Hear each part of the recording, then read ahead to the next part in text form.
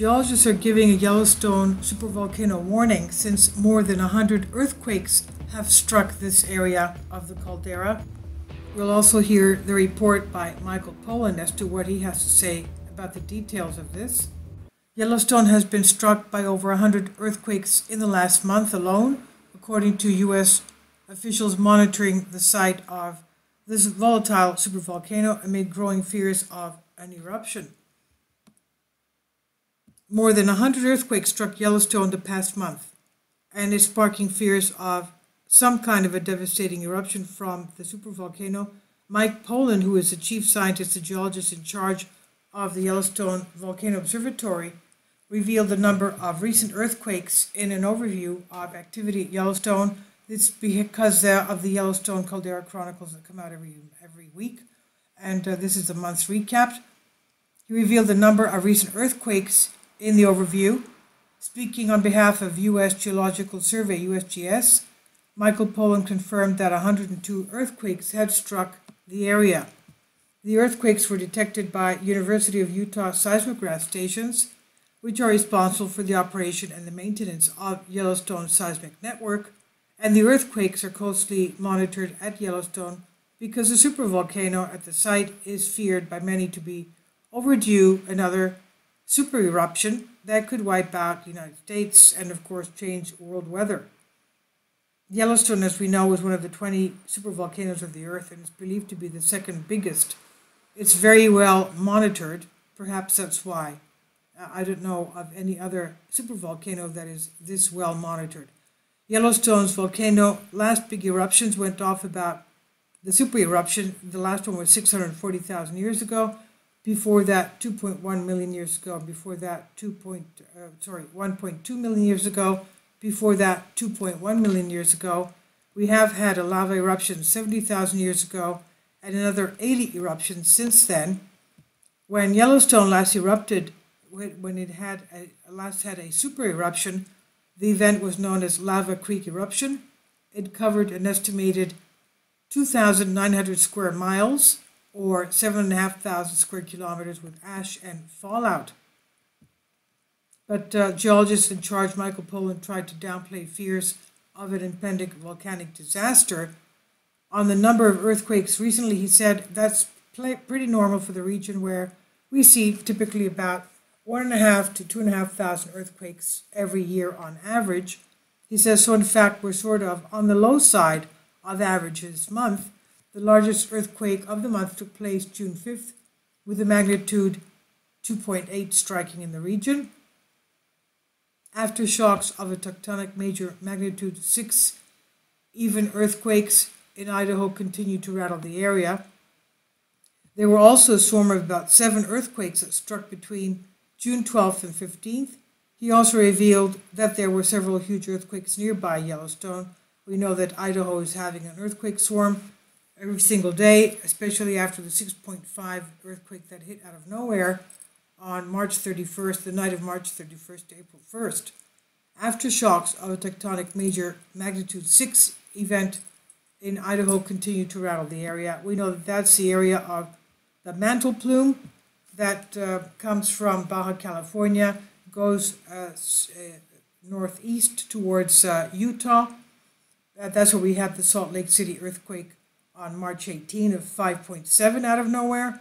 So that mantle plume goes up from Utah up to Yellowstone and then makes a western turn under Idaho, where we had the earthquakes, and we still have the earthquake swarms in Idaho. That's the same mantle plume feeding Utah, feeds the magma underneath Yellowstone, and also the Idaho volcanic region.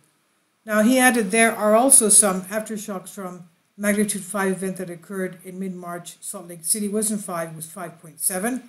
And we are having earthquake swarms there even today. The National Park Service have repeatedly tried to dismiss catastrophic fears around Yellowstone. They recently said Yellowstone is one of the most seismically active areas in the United States. Approximately 7,000 to 3,000 earthquakes happen every year, strike Yellowstone every year. Most are not felt. While an eruption may not take place soon, U.S. Geological Survey said if another large caldera-forming eruption were to occur at Yellowstone, its effects would be worldwide, obviously, if it was one of the super eruptions that we had, the three big ones. This is by Aldi Smith on Express UK. And now Michael Pullen from YVO. Hi everybody, I'm Mike Pullen, scientist in charge of the Yellowstone Volcano Observatory, and I'm coming to you with the monthly update for July 1st of 2020. I'm actually at Black Sand Basin, which is just across the street from the Old Faithful area, and I'm standing in front of Sunset Lake, which is one of the really spectacular features we have in the Black Sand Basin.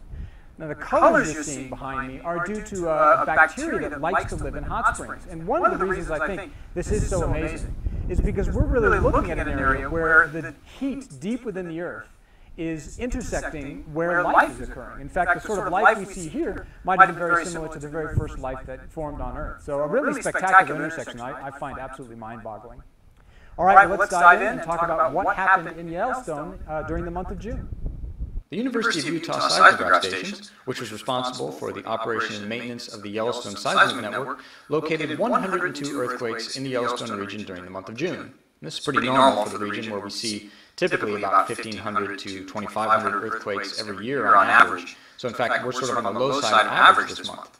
Now the largest earthquake of the month occurred on June 5th Mountain Time, about 10 miles south of Mammoth Hot Springs. That was a magnitude 2.8. There was also a small swarm of about 17 events that occurred between June 12th and the 15th, about halfway between Norris Junction and West Yellowstone. So a pretty average month for earthquakes in the Yellowstone region.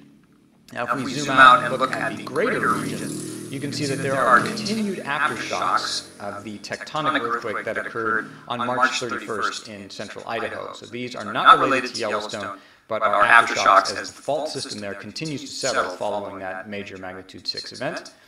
There are also some aftershocks from the magnitude 5 event that occurred in mid-March in the Salt Lake City area. You can see there's many fewer aftershocks. Of course, the larger the earthquake, the longer the aftershock sequence will last. So since this was sort of a mid-5 in the Salt Lake City area, the aftershock sequence is already calming down. Since it was a mid-6 event in the Idaho area, that aftershock sequence is still quite vigorous, and we'll expect it to continue being vigorous for several months, but calming down gradually over time.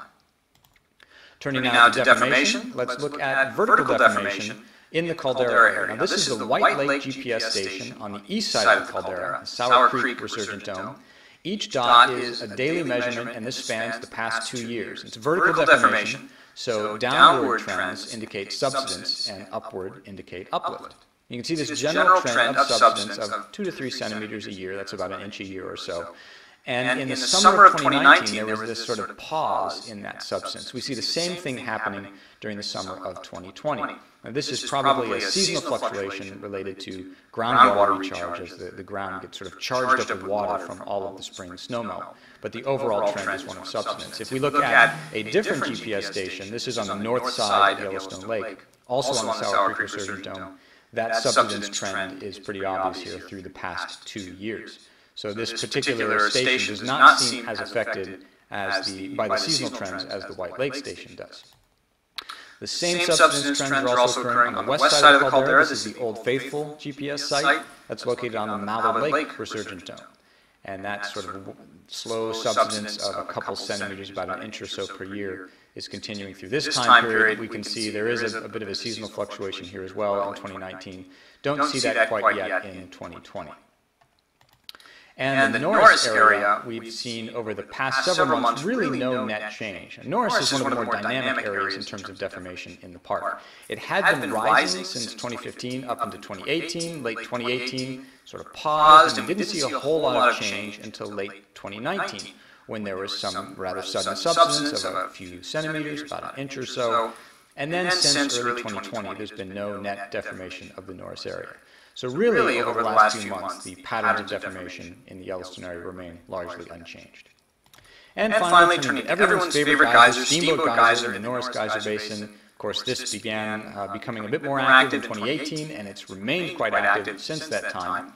The month of June saw 6 water eruptions of the geyser. Now, this is the temperature record of water coming out of the geyser. Each slow rise in temperature is indicating an increase in minor eruptive activity, and it culminates with a spike that indicates a major water eruption. And so there were 6 of these in June, the first on June 3rd, there was another on June 8th, Here's the one on June 12th, June 18th, June 23rd, and finally on June 29th. So, Steamboat Geyser remaining just as active as ever.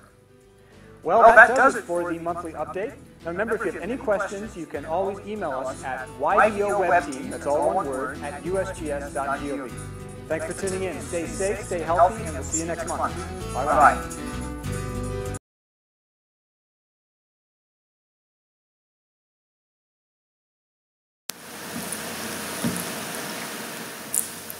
If you'd like to join me on my Patreon account, you will hear content not covered by mainstream media. These riveting stories will be based on my research, and I will state my opinions and give my personal insight on diverse and controversial subjects and world events not covered by mainstream media, and not supported by YouTube guidelines. So whatever I have on my Patreon, most of those will not be on my YouTube channel.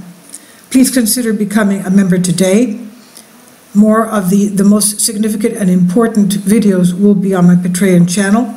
Your support helps me to continue my research and keeps this YouTube channel alive. And we depend on your support, your generous charity, because we help economically challenged families here in Athens, Greece, in Kapota, and we also help the young generation with university tuition and the community around our church. Thank you.